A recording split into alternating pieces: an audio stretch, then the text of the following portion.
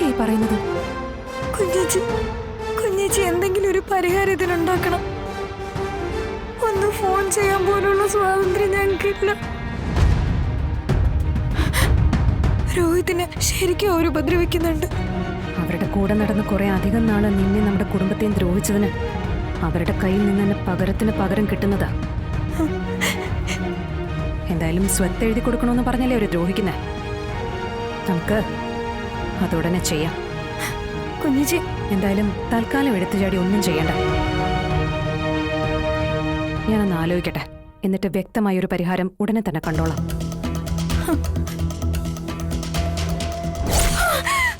അവിടെ നിൽക്കാൻ ഓടല്ലേ, അവിടെ നിൽക്കേ, അവിടെ നിൽക്കാൻ. ഇങ്ങോട്ട് വരാൻ, ഇങ്ങോട്ട് വരാനാ പറഞ്ഞേ. നടക്ക്, ഓടല്ലേ, അവിടെ നിൽക്കേ. വരാൻ വീട്.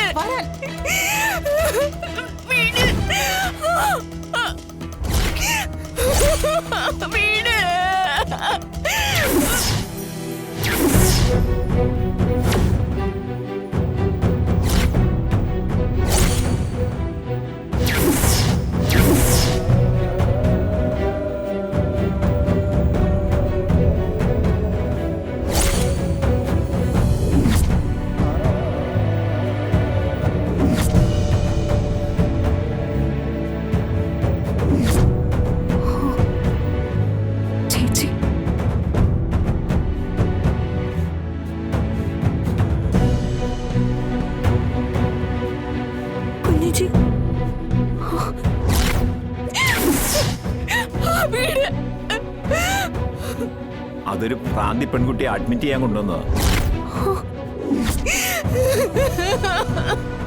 അത് പക്ഷെ ഭയങ്കര വയലന്റ് ആണെന്ന് തോന്നുന്നു. എല്ലാവരും ഉപദ്രവിക്കുന്നുണ്ട്. ഞാൻ വിളിക്കാം.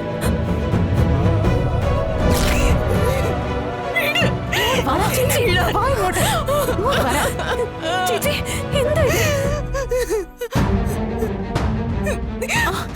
എന്താ മോളെ?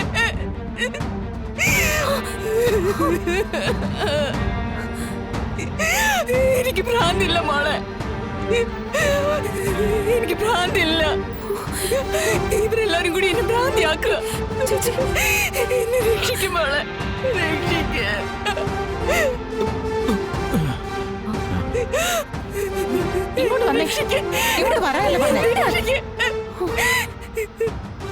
എന്നെ ഇവർക്ക് വിട്ടുകൊടുക്കല്ലേ മോളെ, എന്നെ വിട്ടുകൊടുക്കല്ലേ, എന്നെ ഇവർക്ക് വിട്ടുകൊടുക്കല്ലേ. എനിക്ക് ഭ്രാന്തില്ല, എനിക്ക് ഭ്രാന്തില്ല മോളെ. ഇവിടെ എന്തിനാണാവോ ഇപ്പൊ ഇങ്ങോട്ട് കെട്ടിയെടുത്തത്? നാശം. ഇല്ല ചേച്ചി, ചേച്ചി ആരും ഒന്നും ചെയ്യില്ല. ആരും എന്റെ അടുത്തുനിന്ന് കൊണ്ടുപോകില്ല.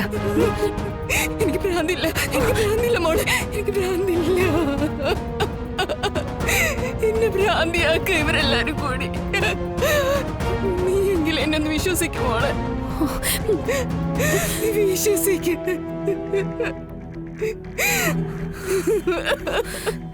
സമ്മതിച്ചു, എന്റെ ചേച്ചിക്ക് ഭ്രാന്തില്ല. എനിക്ക് ഭ്രാന്തില്ല മോളെ, മോളെ.